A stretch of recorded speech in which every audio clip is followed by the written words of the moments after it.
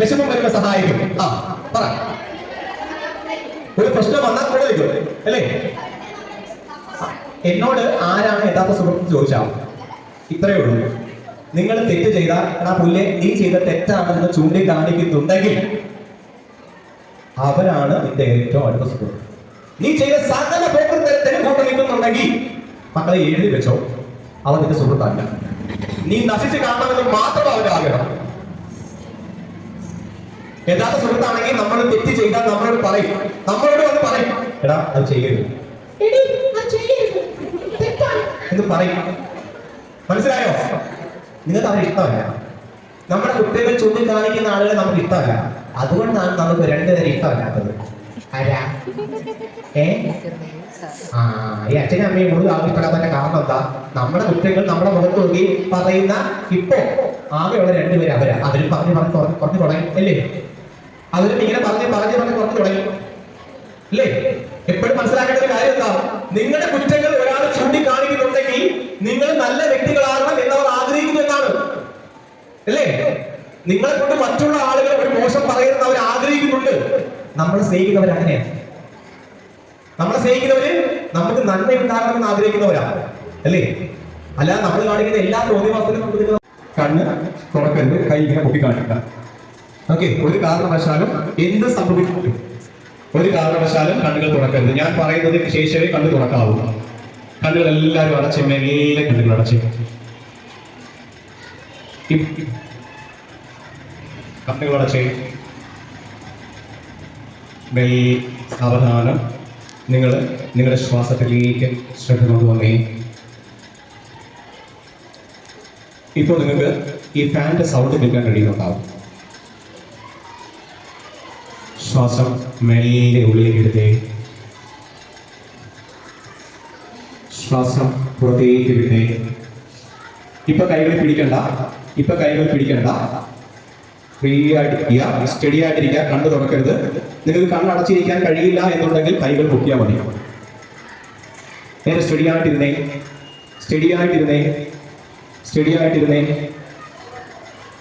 നിങ്ങളുടെ ശ്വാസത്തിലേക്ക് ആ ശ്രദ്ധ കൊണ്ടുവന്നേ. ഇപ്പോൾ നിങ്ങളുടെ ഉള്ളിലേക്ക് ശ്വാസം വരുന്നതും ശ്വാസം നിങ്ങളിൽ നിന്ന് പുറത്തേക്ക് പോകുന്നതും നിങ്ങൾക്ക് ഇപ്പോൾ ഫീൽ ചെയ്യുന്നുണ്ടാവും. Breathe in, breathe out, breathe in, breathe out. ഇപ്പോൾ നമ്മുടെ പ്രായത്തിൽ നിന്ന് പ്രായം കുറഞ്ഞ് പോകുന്നതായിട്ട് നിങ്ങൾക്കിപ്പോൾ കാണാൻ പറ്റും. അങ്ങനെ 7ാം ക്ലാസ്സിലുള്ള നിങ്ങൾ ഇപ്പോൾ 6ാം ക്ലാസ്സിലായി, 6ാം ക്ലാസ്സിൽ നിന്ന് 5ാം ക്ലാസ്സിലായി, 5ാം ക്ലാസ്സിൽ നിന്ന് 4ാം ക്ലാസ്സിലായി. അങ്ങനെ കുറഞ്ഞ് നിങ്ങളിപ്പോ ഒരു കുഞ്ഞിക്കുട്ടിയായി മാറിയിട്ടുണ്ട്. കുഞ്ഞിക്കുട്ടി ഇപ്പൊ നിങ്ങൾക്ക് കാണാൻ കഴിയും. നിങ്ങളുടെ കുഞ്ഞിക്കാലുകൾ വെച്ച് അമ്മയുടെയും അച്ഛൻ്റെയും കൂടെ നടക്കുന്നത് കാണാൻ കഴിയും. ആ കുഞ്ഞിക്കാലുകൾ വെച്ച് ഇങ്ങനെ അച്ഛൻ്റെ അമ്മയുടെയും കൈകൾ പിടിച്ച് നടക്കുന്നത് ഇപ്പൊ കാണാൻ കഴിയും. സൂപ്പർ. ഓരോ കാലുകൾ എടുത്ത് വെക്കുന്നത് ഇപ്പൊ കാണാൻ കഴിയും. അങ്ങനെ കാലുകൾ വെച്ച് മുന്നോട്ട് നടക്കുന്ന നിങ്ങൾ പയ്യെ കുഞ്ഞായിട്ട് അമ്മയുടെ വയറ്റിലേക്ക് പോവുകയാണ്. ഇപ്പോ നിങ്ങൾ കാണുന്നത്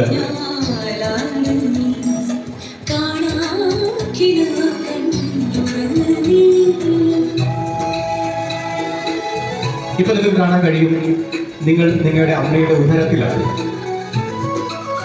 ഇപ്പോൾ നിങ്ങൾക്ക് കാണാൻ കഴിയുന്നുണ്ട് നിങ്ങളുടെ ഉമ്മ പ്രഗ്നന്റ് ആയി എന്ന് അറിയുന്ന നിമിഷത്തെ നിങ്ങളുടെ ഉമ്മയ്ക്ക് കാണാൻ കഴിയുന്നുണ്ട്. ആ സമയത്ത് നിങ്ങളുടെ അമ്മ അനുഭവിക്കുന്ന ആ സന്തോഷം നിങ്ങൾക്ക് കാണാൻ കഴിയുന്നുണ്ട്. ഞാനൊരു അമ്മയാകാൻ പോകുന്നു എന്ന് അറിയുന്ന ആ നിമിഷത്തെ നിങ്ങൾക്ക് കാണാൻ കഴിയുന്നുണ്ട്. ഒരു പക്ഷേ നിങ്ങൾ ഇതുവരെ കാണാത്ത ഒരു സന്തോഷം നിറഞ്ഞ മുഖം നിങ്ങളുടെ ഉമ്മയുടെ മുഖത്ത് നിങ്ങൾക്കിപ്പോൾ കാണാൻ കഴിയുന്നുണ്ട്. വല്ലാതെ സന്തോഷത്തോട് കൂടിയിരിക്കുന്ന അമ്മയെ കാണാൻ കഴിയുന്നുണ്ട്. അച്ഛൻ വരുമ്പോ അച്ഛനോട് പറയാൻ വേണ്ടി കാത്തിരിക്കുന്ന അമ്മയെ കാണാൻ കഴിയുന്നുണ്ട്.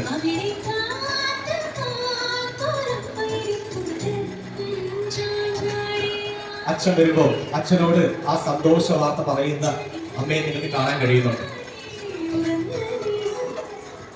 അച്ഛൻ വരുമ്പോ അച്ഛനോട് ഉപ്പയോട് ഈ മനുഷ്യ നിങ്ങളൊരു അച്ഛനാകാൻ പോകുന്നു, നിങ്ങളൊരു ഉപ്പയാകാൻ പോകുന്നു എന്ന് പറയുന്ന ആ ഉമ്മയെ നിങ്ങൾക്ക് കാണാൻ കഴിയുന്നുണ്ട്, അമ്മയെ കാണാൻ കഴിയുന്നുണ്ട്. ആ വാർത്ത കേൾക്കുമ്പോ വല്ലാതെ സന്തോഷിക്കുന്ന അച്ഛനെയും അമ്മയും ഉപ്പയെയും ഉമ്മയും നിങ്ങൾക്ക് ഇപ്പോൾ കാണാൻ കഴിയുന്നുണ്ട്. അങ്ങനെ നിങ്ങൾ ഉമ്മയുടെ വയറ്റില് ഇങ്ങനെ വളർന്നു തുടങ്ങി. അപ്പോഴാണ് നിങ്ങളുടെ കുഞ്ഞി കാലുകൾ കൊണ്ട് നിങ്ങൾ അമ്മയുടെ വയറ്റിൽ ചവിട്ടിക്കൊണ്ടിരിക്കുകയാണ്. ആദ്യമായിട്ട് ശക്തി കിട്ടുന്ന അമ്മ വളരെ സന്തോഷിക്കുന്നത് ഇപ്പോൾ കാണാൻ കഴിയുന്നുണ്ട്. അമ്മ തുള്ളി ചാടുന്നുണ്ട്, സംസാരിക്കുന്നത്.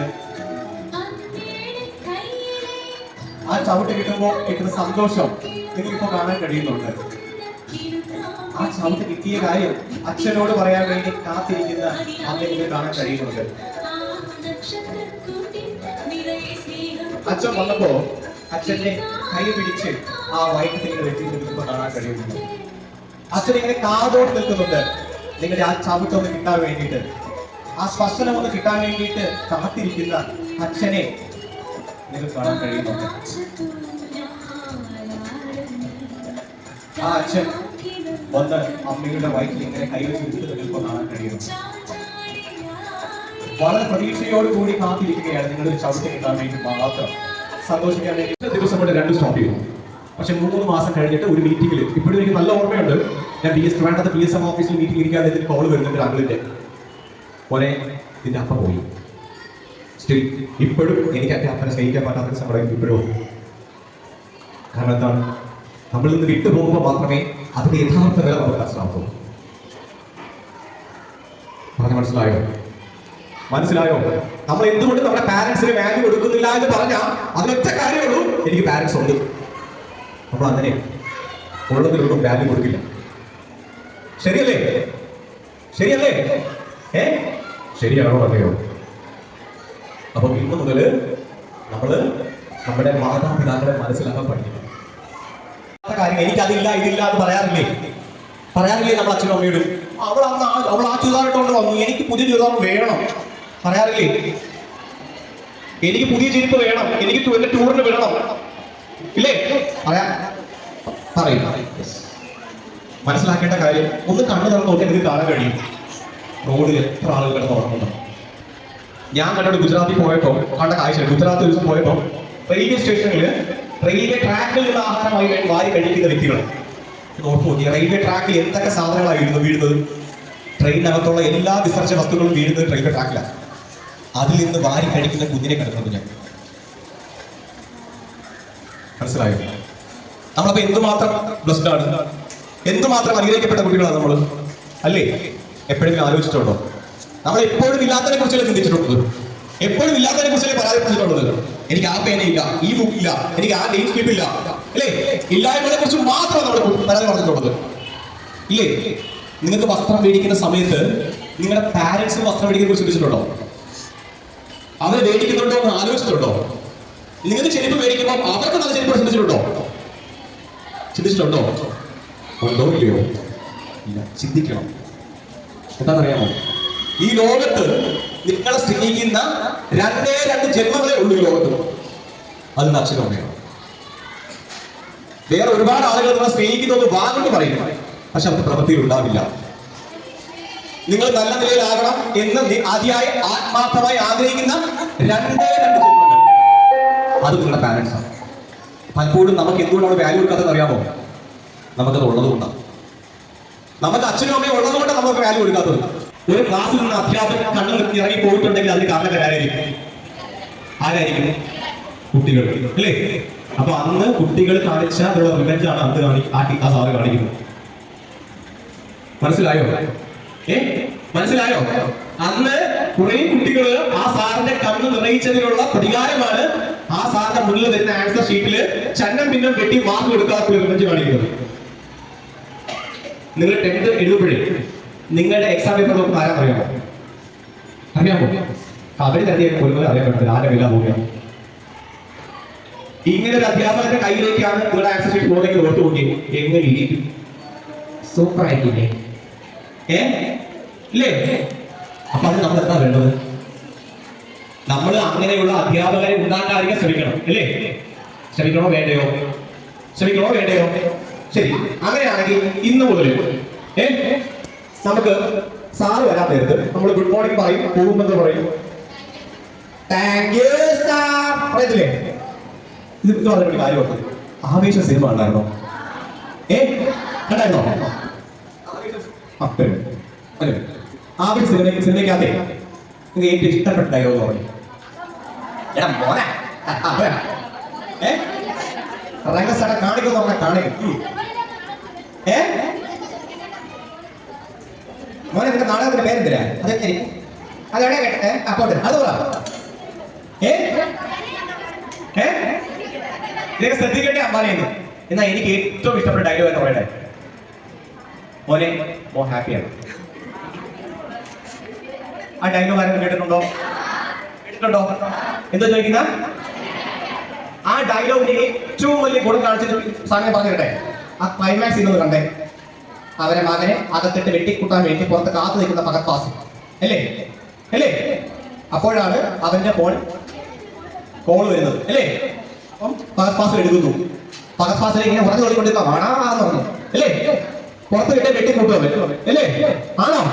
ആ ഫോൺ അങ്ങോട്ട് എടുത്ത് ചെവിയിലോട്ട് വെക്കുമ്പോ എടാ മോനെ അപ്പം സംസാരിക്കുന്നത്. ആ കോള് കട്ട് ചെയ്യുന്നതിന് മുന്നേ അമ്മ ഒരു ചോദ്യം ചോദിക്കുന്നു, മോനെ നീ ഹാപ്പി ആയില്ലേ? കണ്ടോ? ആ സീൻ ഒന്ന് കണ്ടു നോക്കി.